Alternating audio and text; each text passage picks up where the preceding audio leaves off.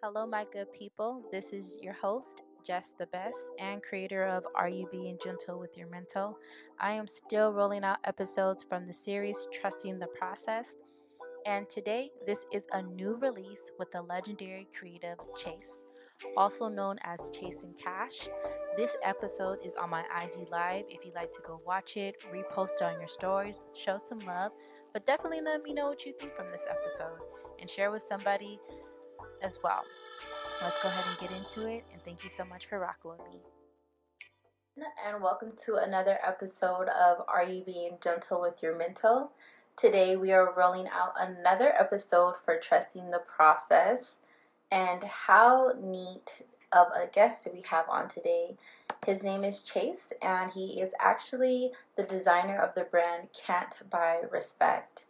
And he was born and raised in New Orleans, and he now resides in LA, and we're actually going to be bringing him on. Happy Sunday to everyone out there, and thank you for joining. What's up? Hello. Happy Sunday. You looking good in that shirt, man. I see you looking good in that thing. Thank you. I mean, all thanks to you. Praise to the Most High, right? Always. I was just letting people know, you were born and raised in New Orleans, and now you're out here in LA, and you're the designer of CANT BUY RESPECT.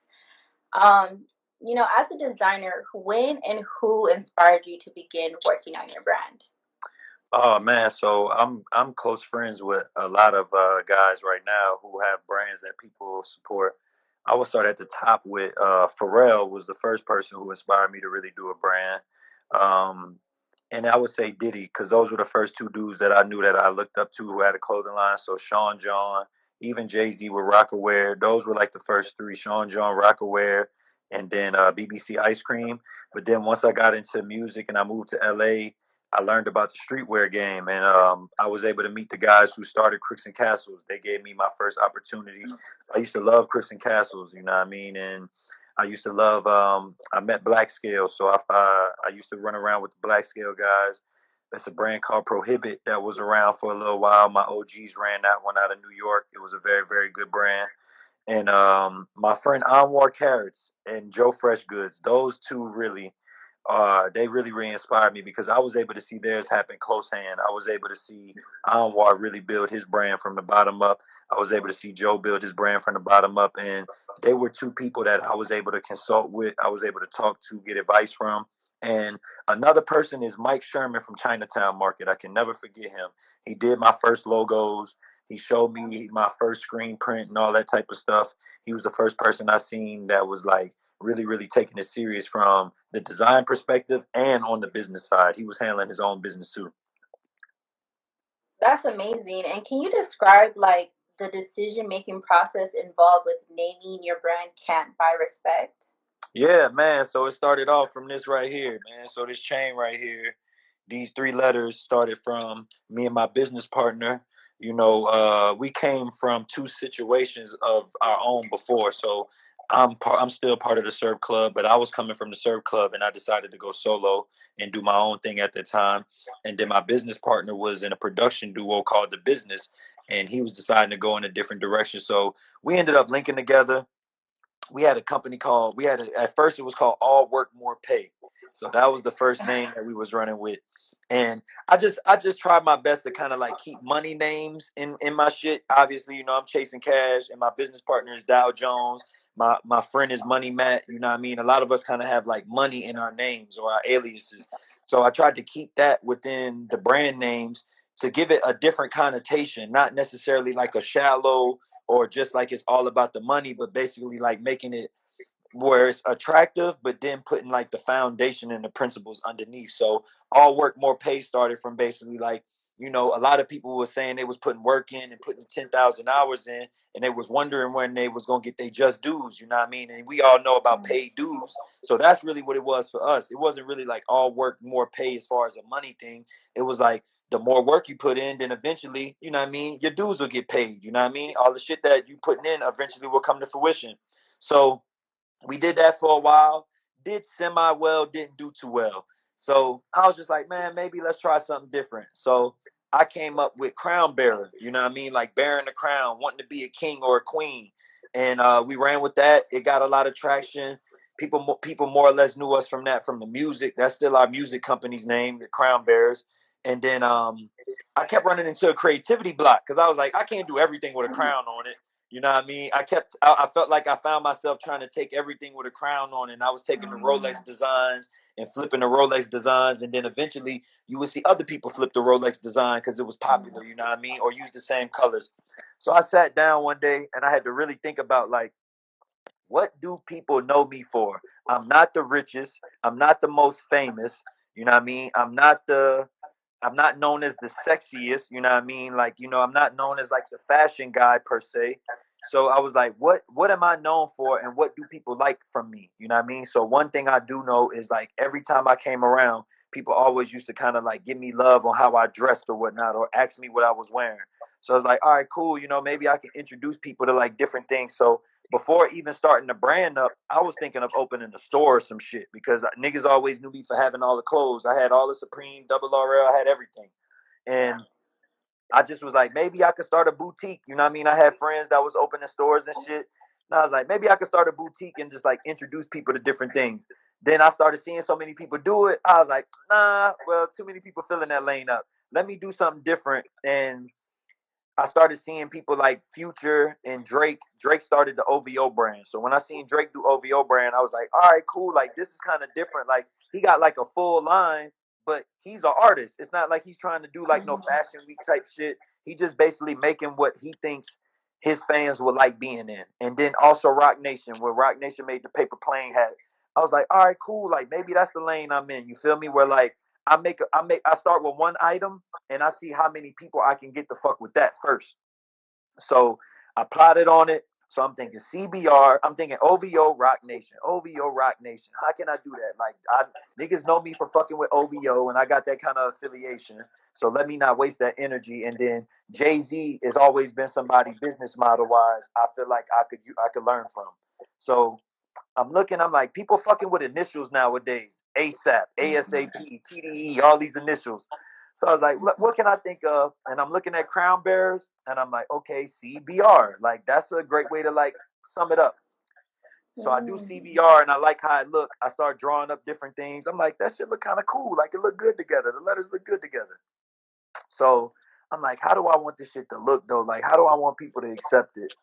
So I'm like, I got to think of a meaning for CBR, because with ASAP, it was always strive and prosper. And I seen that shit take over. I was running around with Rocky and I seen that shit go from the bottom up. So I was like, okay, what's going to be my ASAP? Like, what's going to be my equivalent to that? CBR, CBR.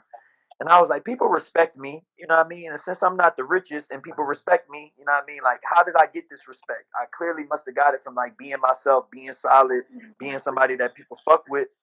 So I was like, man, I was like, money can't buy respect. I was like, I was like, oh shit, that shit got a ring to it. So I just took the money off and I was like, can't buy respect. And I just said it. And then I remember going look up the website and nobody had it. And I was like, ooh wee. And I hit my business partner, and my business partner went and bought the domain. So we was rocking with Can't Buy Respect for a while. Still am, obviously, because that's the brand name. And we started with a yellow hoodie. And with the yellow hoodie, I wanted to use yellow because I knew yellow is an attractive color for people. You know what I mean? People are familiar with green and red. So as soon as they see that, they associate that with go and stop. But yellow is a transitional color and it kind of means something different to everybody. So it's, let's say you in traffic and you in a car. Depending on the type of driver you are, you might see a yellow light and speed up, where another person might see a yellow light and slow down. So that's what I wanted people to do with the brand. I wanted people to see that, and if they seen the yellow, if they sped up and paid attention to it, that was cool. And if they slowed down, to be like, yo, what the fuck is this? And look into it. Either way, I just knew I would get people's attention with the color yellow. So it ended up happening. Shout out my godson JC being here. So I knew the color yellow would get people's attention, and ended up doing it. I had a connection to Lil Wayne from knowing him and knowing people around him. So I got the first hoodie. I got my first look off on Lil Wayne. I got him the hoodie. He ended up wearing it in the club when Live was popping. Everybody wanted to go to Live at that time. So one of my friends happened to be in fucking Miami. He go to the club. Lil Wayne standing on the couch. He hit me up. He like, yo, bro, Lil Wayne up in here with your fucking hoodie on right now. And I'm like, what are you talking about? He's like, bro, I'm in a club. This nigga smoking a blunt right now, and he got your hoodie on. So I'm like, all right, cool. You feel me? I'm like, let me figure out how I can get a picture of him. So I tell my man, I'm like, yo, if you can, get a picture of him. He like, all right, cool. Like, he in the section though, so I don't know if I could get it. So I'm thinking about all the people I might know in Miami. I'm thinking about all the people I know close to Wayne. So I end up hitting Wayne assistant, and then I end up hitting Mac Main. And I'm like, look, Mac, I heard Wayne wearing my shit. Mac didn't even know. Mac was like, oh, that's your hoodie? I got you, bro. And he ended up getting a pic from me. You feel me? So we end up getting a pic and shit like that. And I posted it. The shit ended up going viral to a certain extent for me. And then it started driving in sales. So when that started happening, we didn't necessarily have the website shit set up yet. You know what I mean? I didn't even know about selling product on the internet, you know what I mean? And how to do the back end. So we end up setting it up. My little homie who ended up designing the hoodie for me, his name is Teron Porter. Shout out to Teron. I would not be where I'm at as far as like the beginning of this process. Like, I wasn't using Photoshop or Illustrator yet. So he was executing my vision for me. And he also helped us get the production off the ground because he was working with a screen printer in Virginia when he was living there. So he printed up the first ones. We was getting taxed for them shits at first. We didn't know what the fuck we was doing. He educated me on like, look, we can use vinyl print or we can use silk screen print. This is how much it costs. We ended up doing it. We did a good amount. Then we did a certain amount to where it was hard for us to re-up again. So once that happened, I started learning about the back end of the game as far as production and all that type of shit. I ended up getting manufacturing out here in Los Angeles. And then from that point, I had different people just educate me on how I should make my product, hooked me up with different people and shit like that. And then that helped me get to where I'm at now, honestly. That's amazing. Honestly, congratulations to the success of, your brand. And can you describe your creative process because each piece is so unique? Yeah, I mean, it's like I would relate it to like how my music used to be. Even the artists that I like listening to, it's like a day in my life. So if I can get the design out in 15 minutes and I can put it out tomorrow, because I think the streets gonna gravitate to it because it's got like some social conscious aspect to it. So like the shirt that you got on right now, there was so many people making black designs because they wanted to do something to like incite the power and incite the support of our people with Black Lives Matters and all these different things with how shit was going on earlier in the year with the riots and George Floyd and all the other people who got killed by police, you know what I mean? Police brutality. So I was looking at a lot of white brands make terrible shit. I was just like, this is terrible. Like, this is awful. And I'm not one to pride myself on making pro-black designs because I feel like just me being black automatic makes every design that I make pro-black. Like, I could put a fucking lemon on the shirt. That's a black design. Like, you feel me? So I don't like when I see people try to make black designs because I feel like they try to speak to a bunch of black people and they end up missing because they don't know us like that. You feel me? Like, y'all don't know us from a can of paint. Y'all know what we buy, but y'all don't necessarily know us. Y'all know the products that we into, and y'all think that we really, really cherish that shit. And I think with my brand, what it showed was like, I'm going to tap into the shit that I know black people for being involved with, being an experience with. If you was born in the 80s, the 70s, and the 90s, and the 2000s and 2010s, I'm familiar with that. You feel me? Because I grew up under the OGs, and then now I became an OG, and I got youngsters that I fuck with who I even look up to and I admire. So I talk to them. So when I made the Tupac shit, I had already had the design, which was crazy. I was kind of iffy on putting it out because I was just like, maybe this shit might be too hot right now. Like, I got a bunch of designs that I just be sitting on because I feel like the temperature can change and it'll make more sense for you to put it out then rather than you to be like, I put it out and people didn't get it and I feel upset like, oh, people slept on it. So being that we run our business the way we run it, I can kind of like upload a design at will because the way I got the manufacturing and production set up, and I got such a dope fan base that they fuck with the slow fashion. Like, we do slow fashion, we don't do fast fashion. Like, we do made to order. If you order and you shop with us, you know your shit is gonna have a weight. And I think you either just real enough to know that we are a young company and we in the beginning stages, and eventually we gonna be able to get you shit fast, and then you just gonna be like, you know what? I don't see any other brands making shit like this, so I don't mind if it takes 2 to 3 weeks for me to get it. Because when I get it, I'm gonna wear the shit all the time anyway. Like fuck it, and that's what I've seen. Like when people fuck with our brand, that's my creative process. Is like I'm looking at the time. I'm feeling the energy out, and I'm looking at the time that's going on. I'm not just stuck in my head being like, oh, they gonna like this. It was like, nah, like I felt like people was on some rebellious shit. And what do people know Tupac for? Rebelling. They know him for speaking up for the people. They know him for standing up for the people at that right time. So when I dropped it, I feel like the response did very, very well. And then once they seen Chris Paul wear it, and they seen a couple more people wear it, people was just like, okay, like I feel like certain people started to legitimize certain designs. I can honestly tell you this: I felt like people would come to us, come to the brand, and they knew us for selling them not for sale shirts and selling them hats, so that's what they wanted.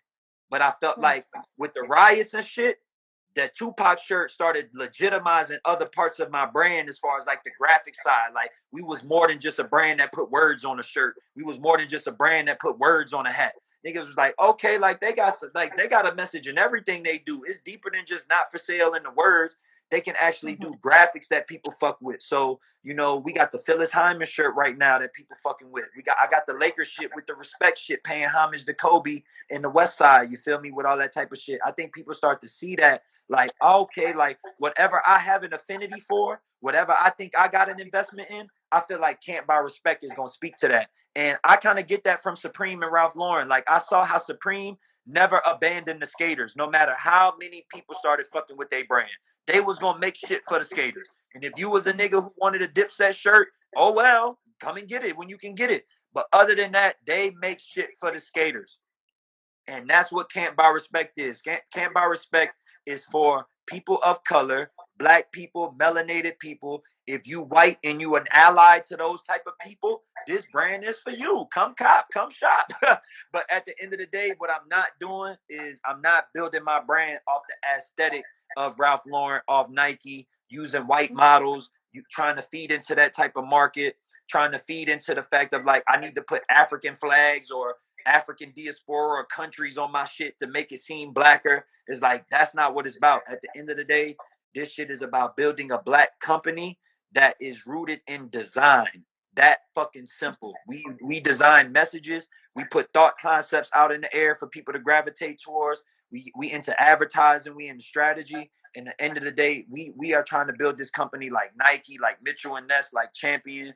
We trying to get licensing deals with all of these other entities in the industries. We want to have a Can't Buy Respect MLB, NBA, NFL deal to where we can tap into the legendary black players who played in the NFL. I want to be able to put out a Walter Payton capsule, a Gale Sayers capsule, a Jim Brown collab. You know what I mean? All of these people where we've had so many black people within industries who are respected or sometimes not respected as much because they don't have a platform that they can get their shit off on. But what about people like Babe Ruth? The reason why Babe Ruth is so known is because his legacy lives forever. These white people keep Babe Ruth at the front. And the other white dude, Ted, and all these other dudes who were legends. And we got Hank Aaron, but at the same time, we don't only have Hank Aaron. Like we don't only have these few black heroes. So what I'm trying to do with my brand is make it a platform the same way when Fubu was doing the shit with Fat Albert and the shit with Muhammad Ali. Like that was beautiful to me. Like I remember hearing about Fat Albert, but I did not have any connection to Fat Albert. But we got all kind of people. We got Jackie Joyner Kersey. We got Gail Devers. We got so many people that we could be doing content around, art around, design around, history around, narratives around that's not getting told. And that's what I'm here for. So that's the thought process behind my creative shit is how can I take the various amounts of black lifestyle and incorporate them within my brand so I can put them out there for people in the same way that rappers, when they say something in a song, people be like, ooh, that's speaking for me. Like that nigga said what I'm thinking. I want my designs to feel like that for people. And I definitely think it is. You're doing a great job. I mean, shout out to Can't Buy Respect, y'all. Go cop and shop with my boy Chase. And I know you posted a quote stating, "Want to be where I'm at, take a risk." What Facts. type of risk? Yes. What type of risk have you taken in the process of building your business? Man, look, I had to leave home, man. At the end of the day, that was the biggest risk I ever took. Hurricane Katrina happened in 2005. I decided to leave home, you feel me, and move out.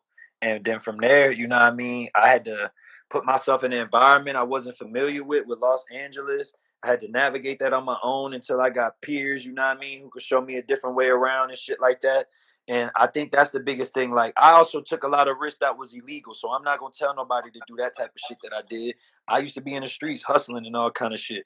And I didn't need to do that because I had a talent and I had skill, but I let my perception of money, I didn't have the right perception of money at the time. I just wanted to have it. I didn't want to invest it. I just wanted to have the shit. So once I learned about investing, it changed everything about what I wanted the money for. So now I took the money and I just wanted to start building my company, building my company, building my company. So that's the risk you have to take. You have to take the personal gain out of it, and you have to put it in the fucking gain of, like, you know what, this is gonna be for my legacy, this is gonna be for my children, this is gonna be for people I'm gonna be able to bring aboard to be staff, you know what I mean? And I just had to look at everything differently. You know what I mean? So that was the biggest thing I could say. Take a risk to look at life differently. How you was looking at it in your youth, how you was looking at it growing up, and all the people you grew up on, and they told you a certain way to be. Be willing to leave and forgo that shit and start developing a whole new mindset, a whole new behavior, a whole new set of habits that's going to allow you to succeed. Because the difference between succeeding at life personally and business is two different things. You got a lot of people. It's funny. I seen my boy Neiman coming here, and my nigga Neiman got a quote that I love to say. He was like, "People who become police officers do not do that to become millionaires." That fucking simple. So you gotta know what you're getting into. You know what I mean? And once I learned what I signed up for, it made everything easier. It was just like, okay, I'm in the music game, but I don't like the behavior of the music industry. So I'm not gonna be a person that's going out to the clubs, socializing. So with that regard, that's gonna hurt a lot of relationships that another person will possibly have, because the music entertainment industry is kind of built off of that type of socializing. So once I realized that, I could pivot and be like, okay, what I'm not going to get from the music industry, I got to get it from somewhere else. What is that going to be? And let me focus on that. I'm not going to focus on what I'm not getting from a place that I know I'm not going to get it from. So you got to take a risk to be able to be like, you know what? What I thought I knew, I don't know. Let me go find me a mentor. I had to go do that. I had to put myself around people who were better than me at a lot of things. And they had to tell me I was not good at a lot of shit and start informing me, like, this is what you could do to get better. And I did not take it personal. I knew within my personal development, people were going to have to be condescending towards me sometimes, ridicule me sometimes. I was going to take it the wrong way, but not like hold on to it. I took a lot of things the wrong way back in the day, but the one thing I never did was hold no grudges. At the end of the day, people was telling me shit, and I needed to take the emotion out of it and look at the words. And if I had to write the shit down on paper so I could tell myself them same words and not have that same tone to it that somebody else told me, I could receive it differently. So I would just take that risk, man. Like, take the risk to step out of your comfort zone, and all the shit that you used to doing, change that up. And as you start developing yourself, don't be shy about continuing down that path. It's so easy to revert back because that's what you used to. Like, oh, I'm used to doing this, I'm used to doing that. I could speak to it because I just picked up training and working out in ways that I never did it before. And I was a person just used to waking up in the morning, waking and baking, having the same routine. Only thing that would change is if some business brought in some sort of change. And I was just like, you know what? I got to alter my behavior, because even if I have a plant-based diet, I can still have unhealthy habits. Mm. And that's what I want people to know. You can have something that you love to death, that you passionate about, but you can have unhealthy habits that don't allow you to succeed at what you love and what you're passionate about doing. And you got to take the risk to be able to tell yourself that. You got to take the risk to be able to discipline yourself and not just be somebody that's going to be out here willy-nilly and just be like, "Oh, I got time. Oh, I got time to do this. Oh, it's going to come. I'm a good person. I believe in God. I've been praying. It's going to come." No, it's not. You gonna go get it. It's that simple. You gonna go get it, or it's not gonna come to you. Right. The four-letter word, work. Okay, you got to put in that work Facts. and take the risk as well. And talking about the journey and just trusting the process with you, Chase. Like, how did you avoid the numerous distractions through your journey to arrive at your current destination? Man, I ain't avoid all of them, but I can say the ones that I avoided, I would say is due to like my belief in God. I truly, truly like sometimes understand when I be on my own, when I be left to be alone. Like I'm not a lonely person.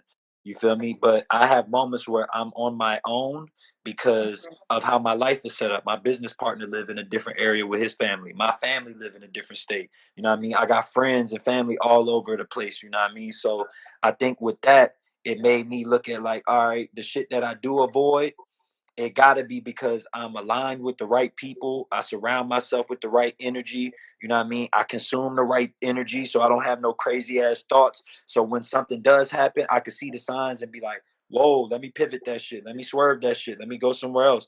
But the shit I don't avoid, I also think goes to the fact of like, it's just my faith in God because I bounce back. Like that shit this shit don't be holding me back. You feel me? Like I'm a person like I could be in the house cooking and I could drop something on the floor. I'm gonna cuss myself out. I'm like fucking idiot, but I'm not holding myself to that. You know what I mean? It's just like I just go hard on myself. You feel me? But it's not one thing where it's just like, oh, I'm gonna depress myself. Like you stupid idiot. What are you doing? Dropping shit. It's like nah, you don't go that far. I give myself 15 seconds of any negative emotion. Other than that, I live in the positive ones, the joy, the embracing, the love, all that. But sometimes I give myself 15 seconds to be angry, 15 seconds to be, you know what I mean, envious, a little bit jealous, because they all human things, but I just get over it. I see a nigga in a G-Wagon. I be like, ooh, like, ooh, where mine at? You feel me? But then I also remember, like, the universe ain't short on G-Wagons. When you get your shit right, when you get lined up, you're going to be able to go get you one when the time calls for it. Or just take your ass to the dealer, and if they reject you, they reject you. If they accept you, you accept you. You never know. You got to roll the dice.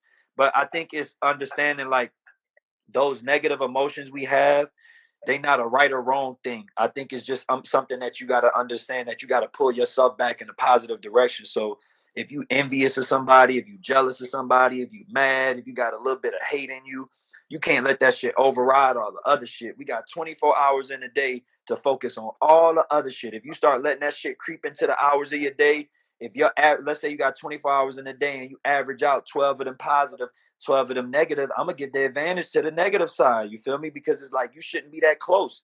You feel me? You should be always leaning more towards the positive. You got 24 hours in a day, 18 of them motherfuckers should be cool. And 6 hours of them, you need to figure out how to get that other 6 hours to be reduced. And what can you do with that time? It might be working out, it might be doing yoga, it might be painting, it might be this and that and the third, to where you could turn that shit into some shit that's productive for you.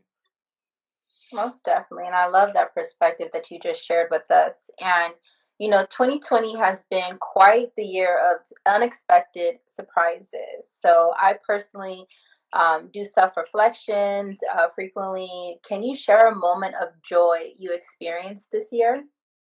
Oh yeah, man. For me, it was Can't Buy Respect doing as well as it did through the pandemic. It showed me that black people are riding with us. I'm a person, look, I love being appreciated. And I think sometimes God even be telling me like, you gotta stop undermining yourself and stop sabotaging the blessings that I got for you. You feel me? Because you get a lot of love out here. You get a lot of respect. You get a lot of support.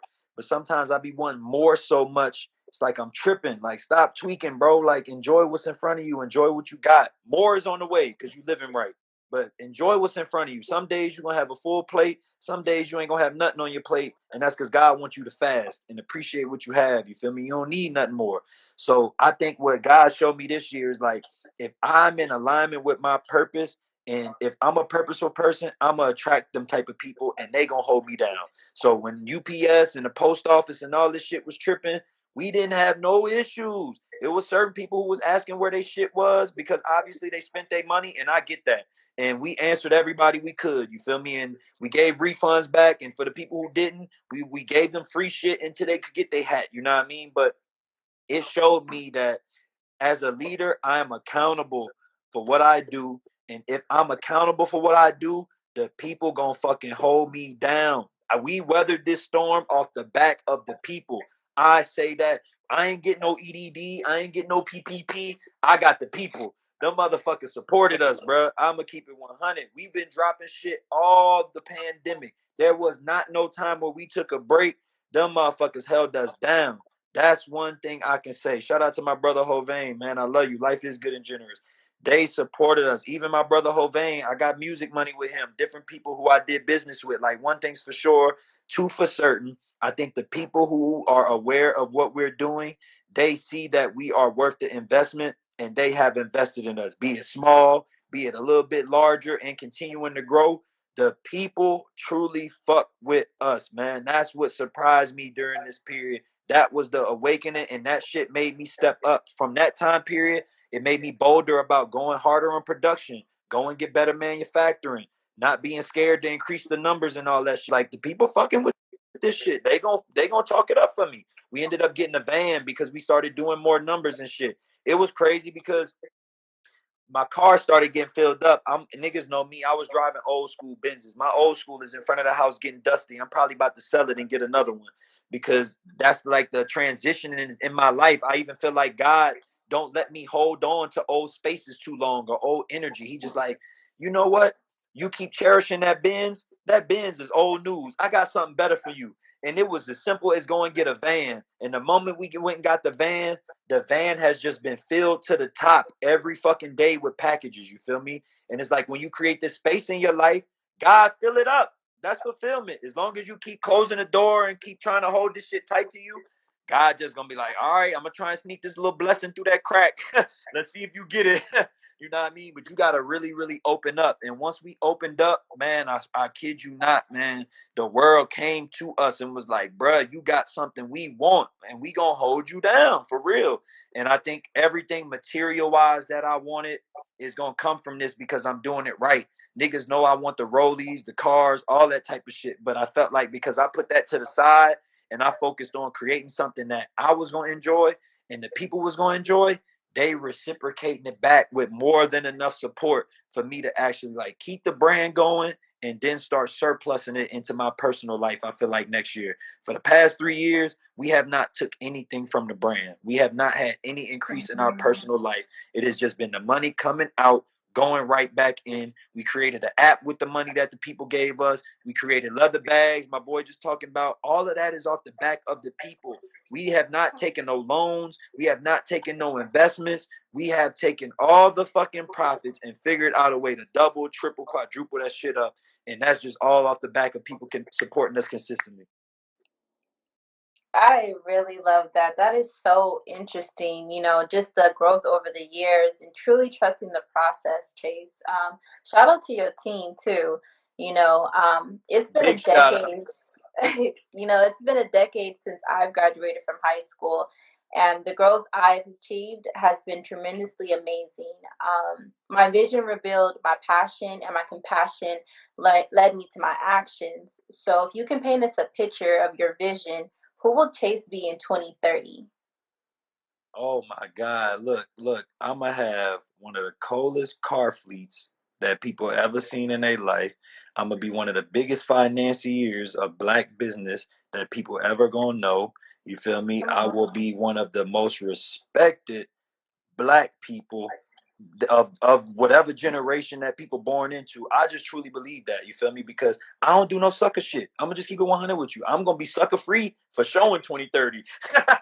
You know what I mean? But I just think that our brand will be where Supreme was 10 years ago or 5 years ago. I think that's where my brand will be. Our brand will be. I think we will be one of the most respected brands. I don't think we're gonna have to sell the company. I think all the forefathers and all that shit did that for us. I think we're gonna have an amazing programming media company that we're gonna be involved in. We're gonna be involved in all kind of different people's lives as far as athletes, helping them strategize, helping them incorporate, trademark, copyright themselves. That's what we here for. Like I've had to do all that shit for myself and close peers of mine. So in 10 years, we trying to have the infrastructure set up. Shout out to Tatiana. I'm trying to back Tatiana Sneed. Tatiana Sneed, Jan Blaze. In 10 years, I'm trying to be able to put up paper on whatever she want to do. I'm trying to be able to put up paper on my brother, Dr. Clips. He going to have one of the biggest media conglomerates. I'm sure we going to be invested with each other because me and him have been doing business with each other for years now. Um, I will have property in New Orleans. I plan on taking New Orleans media to a certain level, you know what I mean? And being able to invest in that and being able to finance people out of New Orleans into other areas. I don't think everybody got to stay in New Orleans for them to do what they got to do. So if they need to come to me and they need to come to my conglomerates to be able to get some sort of principal loan or some sort of investment so they can do something in a certain area or a certain field, let's do that type of shit. I think we're going to be involved in 10 years in the food game. You know what I mean? People know me for health. So I think we'll be involved in that type of shit and figuring out a way to be able to get black people the cleanest, healthiest food, fitness type shit, all of that shit. Like if it ain't me involved in it, being the forefront of it, I feel like I'll be involved in companies that'll be able to highlight talent, put different people in positions, board of advisory, strategy on business, and be able to continue to push this forefront. I'm on some Dr. Claude Anderson shit. I ain't here for all that presidential campaign shit. I only voted because my mama told me to. I'm gonna keep it 100 with you. You feel me?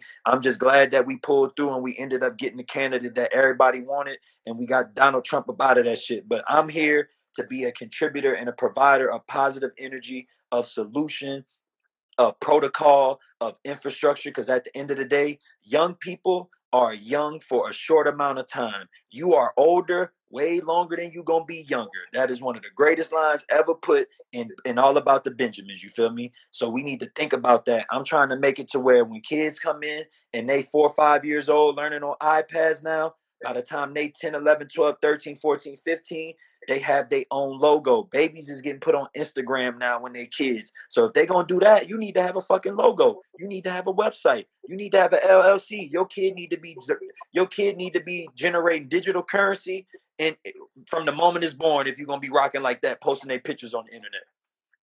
And I want black families to be aware of that. It's all infrastructure with me and educating. And I know we can't save everybody, but for me, I think with me veering off in the design world, I can affect things from behind the scenes that I couldn't do in front of the scenes because I felt like when I was in front of the scenes, I'm speaking like this so much and I'm being so passionate. And I think people hear that shit and they think a nigga trying to be on some Martin Luther King, Malcolm X shit. And that's not what I'm on. You feel me? I'm really on some economic shit. Spiritual is all outdoors. I believe in the Holy Trinity. I believe in having your mind right, your soul right, and your fucking body right. But at the end of the day, we live in a physical realm where them fucking blues, greens, and pinks control shit. And Bitcoin and all these different forms of currency is how people navigate. So I want black people to be able to navigate better. I want them to be able to navigate themselves into livelihood and out of struggle. I want them to all be able to have a lifestyle that they can develop, whether they make 100,000 or 1,000,000. But black people need lifestyle refinement, lifestyle development. We need to know how to interior decorate. We need to know how to design our health. We need to know all these different things. So I'm focusing on the design of black people and people of color. Come on now, y'all. I need to be where 2030 with Chase is at. We Definitely booming. Pull up respect. at the office. Okay. And trusting the process also comes with respecting the process and mad respect to your wellness journey. I've been seeing your consistent posts about money and muscles. When did that even begin? Let's go. Man, that shit started maybe 2 months ago for real, when I came up with the name and the concept, because a lot of times when we was going out to work out, if we wasn't listening to music, we were starting a lot of our days with talking about different things we was going through in our life. And at the basis of it was economics, you know what I mean? Like, how is your lifestyle affecting your bottom line? Like, what decisions you making if you want to better your credit? Like, so all of us as black men, there's 4 black men, sometimes 5 of us working out every day in the morning. So all of us have one thing in common with being black men, but we all from different places and we all living in LA.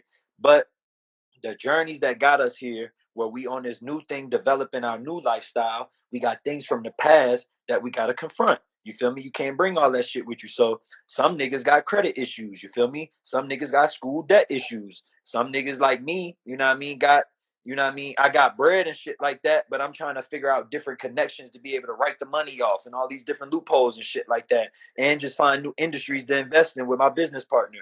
Then you got guys that like me, I've been in LA for 10 plus years, you feel me? Then you got dudes that's new to the city, so they don't really know anything like that, or they don't really know where to go.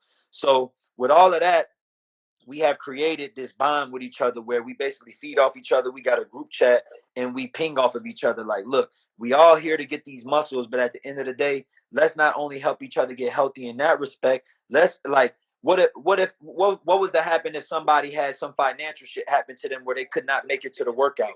That would alter the energy of the workout, and we don't want that to happen. So we starting to tell each other what's going on in our lives so we can hold each other accountable for that. So I might not even be able to help you, but for the simple fact that you can use this group as therapy and you can tell me what you're going through, we can converse with each other and it might give you a different perspective and more confidence about what you're dealing with. Because sometimes when you're in your own head, you don't think you got support. You think you're the only one dealing with the shit you're going through. So you just being hard on yourself, like, fuck man, how I'm gonna get through this? But just as simple as going to talk to somebody about what you're doing, and a nigga be like, shit, nigga, I had 100,000 in debt, and this how I got out.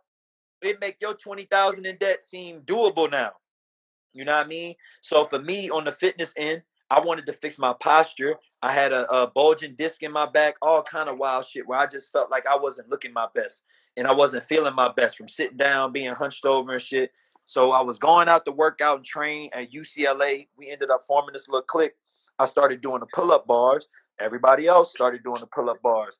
So one of the guys, he was already familiar with doing pull-up bars in the rings and shit. So I just ended up asking him. I was like, look, bro, we all trying to gain weight and shit like that. You seem like you already on your weight path, like you at it, and you a trainer, you trying to get clients. Let's do a swap. I'll get you clients if you train us. If you train us. He agreed. We started doing that. So from there, he helped me get my shit together. We started training together, this and that and the third. From there, he started asking me, like, look, bro, how do I do different things with my business? I was like, I could show you how to set up a website. I could show you how to set up a Shopify, this and that and the third. He does nutrition. All right, cool. I could show you how to get paid off the meal plans. I could show you how to use Instagram to market your videos, this and that and the third. So I think that that right there became like my therapy session. It was funny because I've been on a Clubhouse app recently for like the past month or so, and the word therapy was huge for black men. It was like a big thing that kept coming up, like black men need therapy, black men need therapy. It might be too expensive. How do you get it? From I can tell you this, with the group of guys that I work out with, we are therapy with each other. We know more about each other than I think our friends do just because we have this wellness and health thing in common. We not talking to our friends from a standpoint of just like, I just want you to hear me out. Like when the wellness is involved with it, it's a healing process all the way around. So doing the push-ups is healing, doing the pull-ups is healing. And then you speaking about shit that you going through is healing because you getting that shit off. Not only are you getting it off, you can hit that iron and get that stress out your body instead of talking about it and harboring it in. It's like you can get that. Sometimes talking ain't enough. Sometimes niggas need to punch a bag or they need to slap something on the ground real fast to get that energy out of them. And I think that's what I realized. Like I'm a person, I hold a lot of energy inside. As expressive as I am, I hold a lot of things in. And I realize with working out, I can go hit them weights. I can go hit them pull-up bars, and that shit make me a better person. It allowed me to deal with people. It allowed me to go about my day with more grace because I've let all this tension off of me. And it's like if somebody else puts weight on me, I can handle it. I'm not like, nah, I got too much on me, dog. Fuck that shit. Get the fuck out here. Like, I used to be like that. I used to have so much shit built up on me where it was like, I can't deal with another person weight. Now I'm strong enough to where if somebody I love or somebody I care for got some weight on them, I can be like, dog, I can relieve that. I'm not going to hold it too long. I'm not going to keep that shit. You feel me? You got to take it back. But I am strong enough now to be like, look, dog, let me relieve that off you. And now I have no qualms about it. I don't feel like it's a burden. So I think I'm just better to help people nowadays than I was before. I felt like spiritually and mentally I could advise a lot of people and I can support people. But now I know physically I can be there for people in ways that I couldn't be before.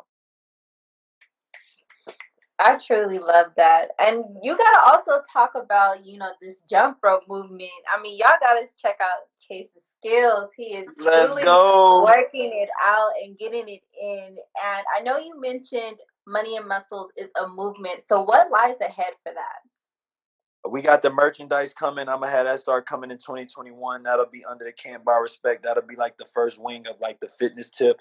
We're not gonna go too hard on the dry fish shit. Our goal of ours is to be able to link up with these brands, Nike, Lululemon, Gymshark, and just be able to design some shit that the people already fuck with and put our spin on it. But we will be having the Money and Muscles long sleeve tees and the t-shirts for people to be able to work out in, exercise in. We're gonna try and start up the little clubs around the world, you know what I mean, around the nation, to where, you know, when I do them jump rope videos and pull up videos, niggas be sending me on the DMs like, I'm trying to get with you. You feel me? I'm about to try it too.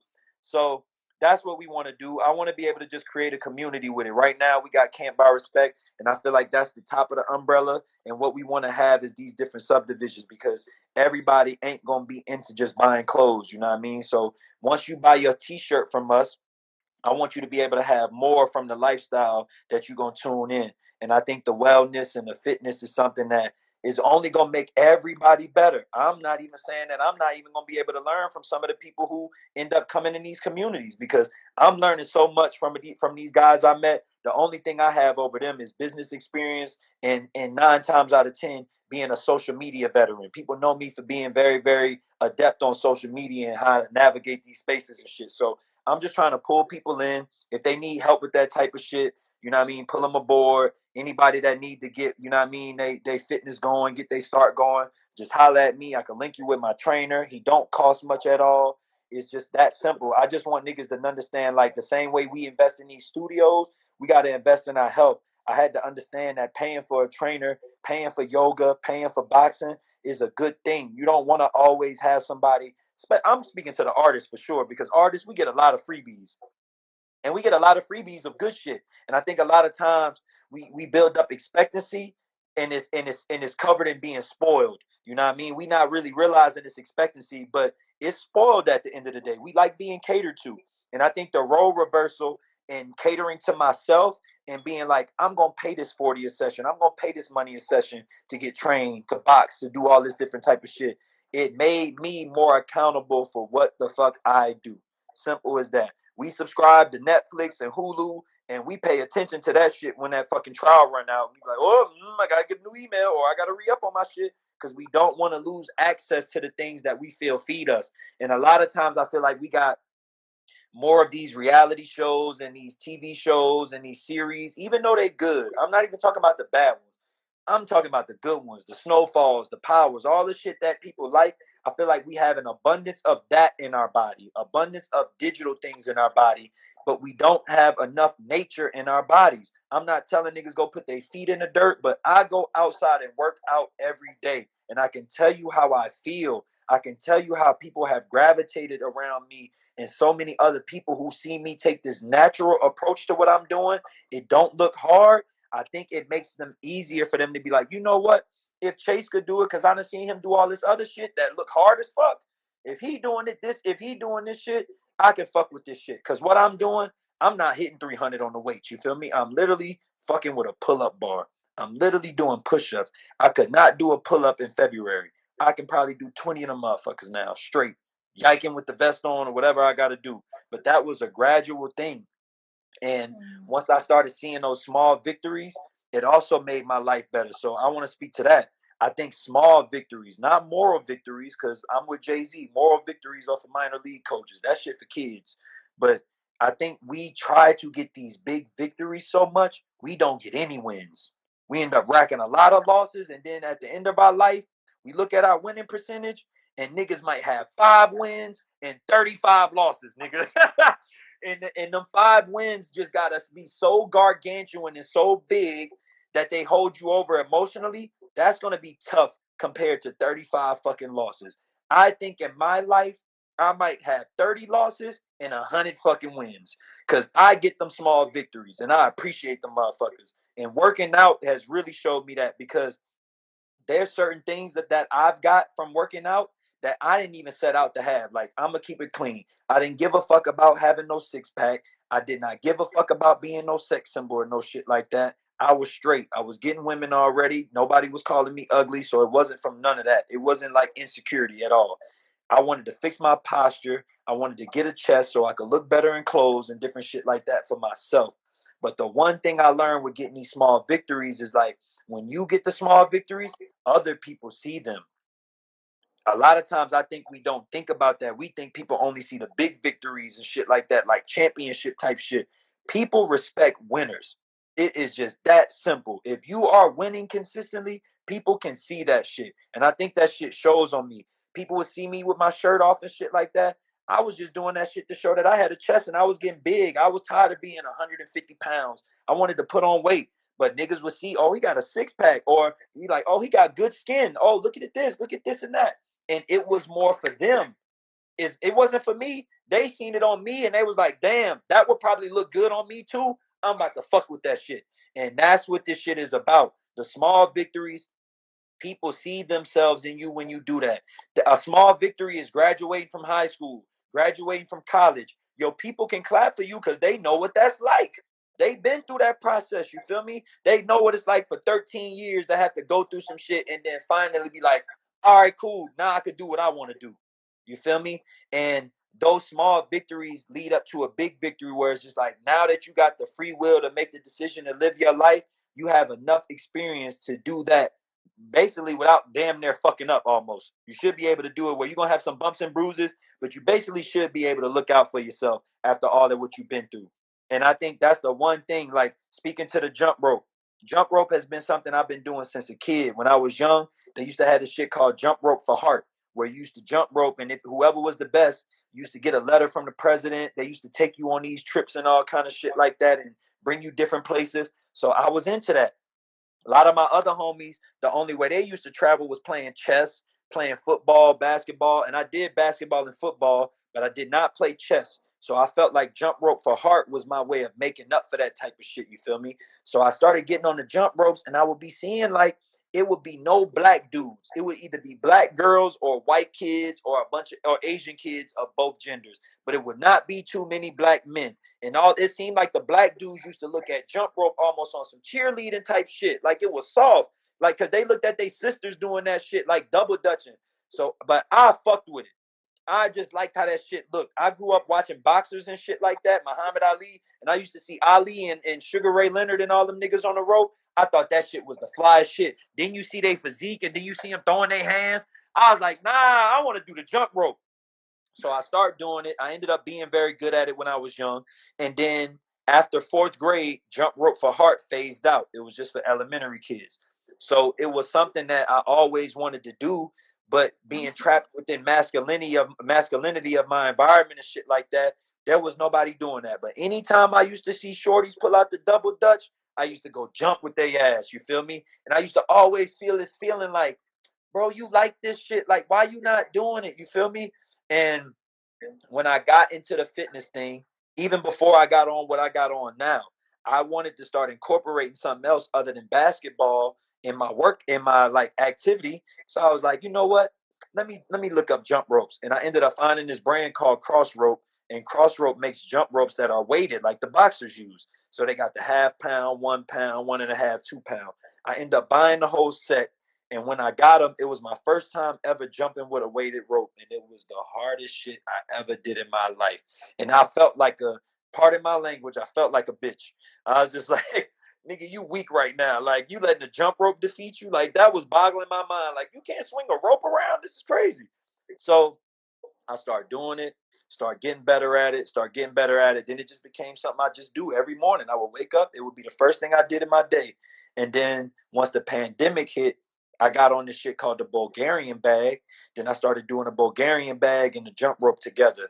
Then when I started going to UCLA track, I saw a couple other people out there doing the jump rope and shit. So I was like, all right, cool. Like, I think I must be headed in the right direction where, you know what I mean? Like, I'm going to be surrounded by the right people. Then eventually I end up getting with the guys that I got now, and now I'm taking boxing lessons. So I think the moment where I stopped being shy about my love for jump rope, it started formulating like a bigger role in my life. I would even say roller skating. Like, I'm a nigga, I know how to skate. Niggas who know me, when they see me skating, I act a fool. I cut up. But once again, now that I'm in my 30s and I ain't really worried about masculinity and all that type of shit no more, I feel like that's something that I'll look into. And all kind of sorts of hobbies. Like, I wasn't fucking with yoga. I was like, niggas wearing tights and doing like, I'm not about to do that shit. They got niggas stretching their legs and looking crazy. That shit look, pardon my language, this is just my ignorant thoughts. I was like, this shit is looking gay. And I don't have nothing against gay people, but that was just the way of me looking. It was ignorant. From my experience, I was only seeing men who were homosexual or being around women a lot of times that was doing yoga. That's not to say that there was not straight men. This is just from my life and where I was at the time. This is just what I was seeing. Then once my world started opening up and I started seeing basketball players, football players, fucking business people, Fortune 500 motherfuckers saying that they do yoga. I was like, you know what? Let me fuck with that shit. Let me stop being goofy and thinking that this shit corny and lame and it's something that I don't do. And it was just taking chunks out of my ego, and just making me a better person. So that's why I think I am now. Like I'm understanding like when you commit to these things that you think people might look at you crazy for because you know what I mean, you think people stereotype like we own our stereotypes sometimes. Like sometimes we stereotype ourselves and then even the shit that other people stereotype us with we just own it because we just like, well, fuck it. I ain't gonna fight it. But now I'm understanding, like, nah, man, I'm fighting through that shit. Whatever it is I love, I gotta fight through to the other side of that shit. So the next thing I wanna do is indoor rock climbing. I used to always see people do indoor rock climbing. I'm like, that shit look fun as a motherfucker. And I can't die. I'm about to do that shit. So you know what I mean? That's where I'm at, man. I'm just more open with this shit now, man, because the fitness shit just got me more. It got me built up for it. Wow, and I truly love that because you definitely have been respecting the process, and even something from childhood brought you back into now manhood, and just respecting it and going after what is true to you. It definitely, it's the growth for me. Um, and so I want to let y'all know that Chase is a legendary musician, you know, from Surf Club to even going into your solo career. Congratulations on those victories. But what were some Thank of the difficult lessons you learned in this industry? Okay, let me start with a surf club one because this was the biggest one. I had to learn how to be a better brother. I had to learn how to be a better friend.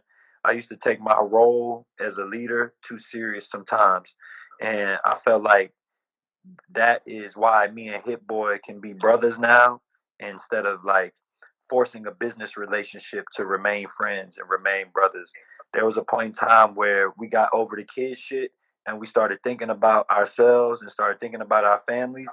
And I think we was young and didn't know how to communicate that to each other. We was just doing and we were just making an internal decision to move on what was best for us. And I don't think any of us made any wrong decisions because everything panned out the way it was supposed to be. Hit Boy doing what he doing, I'm doing what I'm supposed to be doing right now, and we still get to dabble in a whole bunch of other things if we want to also. But it definitely was clear cut in the beginning from when I met Hit Boy that he was gonna be one of the greatest. He had the work ethic, and I was honored to be next to somebody like that because I always knew I worked hard and I had no problem with that, but I did not have the commitment. I was always a person that kind of had like this playboy mentality, and I could like, oh, I could go be a producer and I could rap. I just dibble dabbled a lot of times, but I dibble dabbled consistently, so it just made me better and more successful than other niggas. Like my 10,000 hours was me doing a bunch of things where Hit Boy 10,000 hours was producing music, like and his faith, believing in God, praying on it, like never letting up on that. I had pockets where I would get out of my faith and not say that I stopped believing in God, but I would get in my ego and get in my bag and get in my swag, and I would let that energy carry me through life. And then when that shit ran out, I'd be like, "Fuck, I gotta change the swag up again." Instead of realizing, like, "Nah, bro, internally you got some shit to deal with." And my relationship with Hit Boy showed me that because when I met Hit Boy, I was the swag nigga. Period. Point blank. I don't think he'll take that as no diss. But them niggas was out in the IE. Juju in here. They was out in the IE just living a different lifestyle. I was running the streets in LA. I was around all kind of shit. But when I met Hit Boy, the relationship with him made me focus on what was more important. Like, bro, if you really gonna change your life, you gotta focus on the essence. And I continued to see Hit Boy do that through time. And while I was out, I would once again, I would get blessed because I would get charged up and focused once my back was against the wall. But then once I got back up again, it was like, yeah, nigga, and it's like God wake a nigga back up again, like boom, up, slow this music down for him. You feel me? And I took the music shit for granted, you know what I mean? Because I did not commit to it to get what I wanted out of it. like I should have. And I saw Hit Boy commit to it, and look at it now. Look at him now. Like he at the top of the game. He just shining. And so when I started seeing that shit pay off, like him make his music to go, make his decision to go fuck with good music, me making my decision to go fuck with OVO and Dreamville, I feel like within that time period, even though he started fucking with different people, he never lost sight of the focus and the commitment of like, I gotta put my all into this music because this is gonna be the thing that's really gonna take it over the top. For me, I was still figuring out what is. I know who ChaseNCashe is, but what does ChaseNCashe do? That's what I had to figure out. I always knew what Hit Boy did. That nigga is a music nigga through and through. He a musical prodigy. Me, I'm great at music, legendary at music, can also get fly in design, can also shoot a video for you, da da da da da. But at that time, I did not know how to package that shit up. Nobody was telling me, you a designer, bro. You can do all kind of different shit. But the only way you can do it efficiently is if you put yourself in a category where people are known for doing that. But as long as you're in this musical category and you keep doing all this other shit from different genres, people gonna look at you as a renaissance man, but you ain't gonna ever get paid for it. You ain't gonna ever get the credit for it. You ain't gonna ever get the reciprocation that you're looking for. So once I learned about design, creative direction, all this different type of shit, I started going in that realm. God put me in the right place to be able to start CANT BUY RESPECT and be able to meet people like Tatiana, who came with the Not For Sale, and all these other people that I work with. And I'm a person, I think when I look back, I've always been able to meet people with talent and skill and align myself with them and also align them in the right direction. So that's what I do now as a designer. Period, point blank. I met Drake, Hit Boy, all of these niggas at the beginning of their career before they was ever anything. And I was a nobody. But the one thing that I always had in common was when I saw how good they were, I knew how to put them in certain positions, or I knew how to be aligned with them to be like, all right, cool. They got this side covered. Let me cover this side and let's navigate together. So that's what I think I do now. I think Hit Boy definitely showed me I work best in partnership too. You feel me? Like my business partner, without him, I would not be where I am. And I would say the same thing for Hit Boy and the same thing with the business relationship I had with Drake. I work best in partnership with somebody that I can feed off of. And then once I can commit to that, we can change the world. That's dope because I know your transition actually happened when after the hurricane to LA and you started your journey there. But who supported you the most during your transition? My mom and my dad, I got great parents, man. My parents is CANT BUY RESPECT up. They wear my shit every day. Nigga, when I was rapping, my pops still be banging all my music, watching my videos. Like, my parents is super, super solid. They never deterred me from nothing. When I needed rent money, I could reach back and hit them up. Like, but my family, period, like my whole family fuck with me. I'm the star of the family. My cousin right there commenting, Tori, that's my cousin. You feel me? Like my family know what's up. Like I'm charged up. You feel me? But at the same time, I'm Lil Jesse, and I'm always gonna be Lil Jesse. Like Jesse is my real name. I'm named after my father, my grandpa, my great grandpa, and I've always had some sort of rank. Like my family got like a hierarchy, and I've never felt above anybody. Like niggas know I'm the star in the family, but at the same time, when I come home, I got a role that I play up until I become the man of the family and the leader of the family and shit like that. And I enjoy it. It reminds me to enjoy that place because a lot of times I'm the boss and I'm the co-CEO of a lot of shit I do.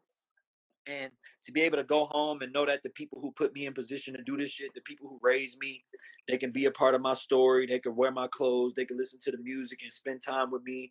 And you know what I mean? Also get enlightened by me with all of the things that I know now, being able to go home and tell business how to tell family how to open up certain businesses and do different things of that nature. Like some of my cousins that I know for selling dope and shit, them niggas making t-shirts now. That shit crazy. I got cousins on my dad's side that's doing design work. I got cousins on my mom's side that's doing design work. And I just feel like because they seeing me do all this shit and they understand like he the little one in the family. Like, so if he could do it, like we could definitely fuck with that shit. And I always been the young cousin or the little one in the family that was like paying homage. I never tried to go big on any of my family members. I never had any beef with none of my family members. Like I'm good with all of my family. You feel me? I might not be the closest as far like I'm terrible on the phone as far as doing all that type of shit. But at the end of the day, like in person, when you get me, you get all of me. You feel me? Like if you like when I'm there, I'm there. You feel me? I love to talk.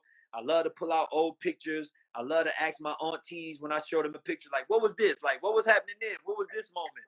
And I love to give them that floor to be able to talk to me because I think they know that once they give me that information, I'm gonna go put it in something. You feel me? I'm gonna go design something based around that. And my roots come from the poorest parts of America: Alabama, Mississippi, Louisiana. And I feel like I turned all that dirt and that mud into something golden.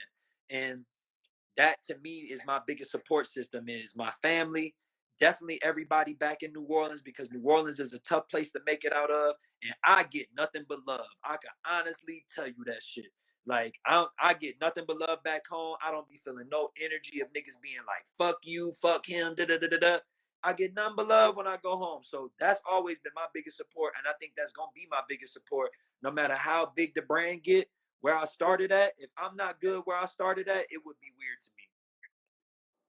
Damn. Shout out to family. Family first, you guys. Shout out to New Orleans and everyone that has been supporting Chase on his journey. And, you know, the podcast is called Are You Being Gentle with Your Mental? And in this day, in this present, how are you? Oh man, shit, I'm good. I'm pretty sure you could feel it through the motherfucking phone. I'm fine and dandy. I don't mean that like being no short and sweet person or trying to sum it up, because you can clearly see I'm long winded, but I could sum up how I feel in short words. Like I feel amazing. I feel better than ever. I've never felt like this before any other prior years. Like this 33 was my Jesus resurrection. Like a lot of niggas might know me like before I had this, what I had now. I had long hair for like 9, 10 years, and I cut it off recently because not that I was necessarily tired of it. It got heavy and shit like that, but I felt like it was like energy, and I felt like I needed that energy to stop at that point. I didn't need that energy to continue with me through this new decade that God just put in front of me. It was like it's like writing a book, and chapter 4 is like 100 pages, and all the other chapters are like 5 pages, 3 pages. It's like, nah, like hold up, dog. You gotta close certain chapters in your life. And I felt like with that hair, that was like a big book part of the book in my life. And now I'm trying to head towards the like I feel like I'm in the middle of the book, and this is the peak, this is the climax, and it ain't start yet. This is just the first page. 2020, you opening up the middle of the book, and it's the climax. And I'm really really being intentional about that shit, being like, you know what, all that old shit I did, that shit is done. That shit done. That's the boldest thing I ever did, saying that, like, even though I'm still putting out music, rapping, to tell myself I'm done pursuing the music industry was the hardest pill I had to swallow. That was like entering the matrix and swallowing the blue pill or the red pill. Like, I'm gonna keep it all the way real, because it was all I knew. All I knew was looking up to these artists who was in the industry and this and that and the third. And then once I got that out my system, I was just like, all right, I feel like now I'm a new person. Like my 33 has been a resurrection. I have come to a certain I have come to like a very, very succinct and like very, very concise like vision of myself and what the next 10, 20 years is going to be. And it is not going to be me making beats for a lot of people or being this producer in that regard. I am so fine rooting for Hit Boy for the rest of my life, because that's my man, and that nigga can have it. But for I feel like where I'm at a unique space where I'm developing something that maybe the world has not seen in a while, because I'm pretty sure they maybe seen it before. But I think the space I'm entering is something that people have not seen in a while, or that this generation needs. And I'm just trying to make sure I'm healthy enough to be here for it. I made it to 33, and being in the music industry, niggas did not see 27. We know about the 27 club and all these people dying young. So, and look at all these niggas in the rap game getting shot up and killed. I don't want that energy around me. I'm cool on all that shit. You feel me? Being black is hard enough. Being black and being a rapper and adding all that extra pressure, I'm cool on all that shit. I'm telling this to all the niggas. Give certain things a phase of your life. The same way when I was young and I played basketball and football, and that shit was a phase of my life, the music industry and the pursuit of it was a phase of my life. Now I do design, and I plan on doing design for the next 10 to 20, the same way I was doing the other form of creativity for 10 to 15, 20 years. But I want people to understand, like, There's going to be certain people out here who are chosen to do what they do, and they're going to do that one thing because that's what they are anointed to do. And then we're going to have other people, and I'm speaking from those such as myself. There's going to be people like us who are going to come up a certain type of way, and we may not be classically trained. We might be just following our intuition and wherever the universal energy compass is pulling us. And it might keep us there for 2 years, might keep us there for 5 years, 10 years, but you got to be able to see the sign when it comes to a close. You can't see the door close and keep trying to sneak in that motherfucker because you're going to run yourself through a loop. It's that simple, you feel me? So I just want to speak to that. You know what I mean? Like for me, it was just coming to a close with that chapter, making sure that all of these chapters have similar lengths to them. I'm not staying in one spot longer than the other one. I want my book to be complete. I don't want one part to be juicier than the other. I want the whole book to be juicy. Well, I definitely think you are doing an amazing job, and you are definitely being gentle with your mental and the process of just respecting when to close the door and when to open another. And Chase, I mean, this interview has just been so informative. You've been dropping so many gems. You've been able to explain your personal process. Just thank you so much for, supporting and taking the time out today. I'm just sending you an abundance of blessings on your journey. And everyone, please go support a Black-owned business right now. Go cop and shop with CANT BUY RESPECT. And we just want to make sure that, we're buying Black, y'all. And just remember, you cannot buy respect. So if you guys have any questions for Chase, all of his information will just be in the description. So tap in, and just peace and blessings to everyone. Continue to be gentle with your mental. Chase, that's all love. Thank you, and everybody in here, y'all better make sure y'all start tapping in. Y'all know I don't fuck with nobody fugazi. Y'all know I don't even do no interviews. It was something about your energy and how you reached out to me. I was just like, yeah, I'm gonna keep it solid. And you a Black woman, and we have so much talk about Black men not playing their part with the voting and doing all this type of shit. And I'm doing my best to be a person of action. When these women reach out, I'm getting off my high horse. I'm coming fuck with y'all. So let me know whenever. I appreciate you rocking a shirt on the interview, and I'm telling everybody to follow you and support you. I can't wait to see you interview more people, you feel me? And I wish you much success, you know what I mean? And hold these niggas accountable, man. I'm letting it know. I'm putting a stamp on that. If these niggas don't want to do no interviews and they don't reach out, holla at me. I'm on their ass. All right, see y'all. I got a man right here, y'all. This Chase on my team. I don't need nobody else. Let's go. Come on, man. Okay, CANT BUY RESPECT. It's locked. We locked in. We locked in. You so know it. Y'all know the symbol. Y'all know the symbol. Locked in, y'all. Let me know if you guys have any questions. Thank you so much, Chase. Peace and blessings. You have a happy Sunday. Be glorious, King. You too. All love.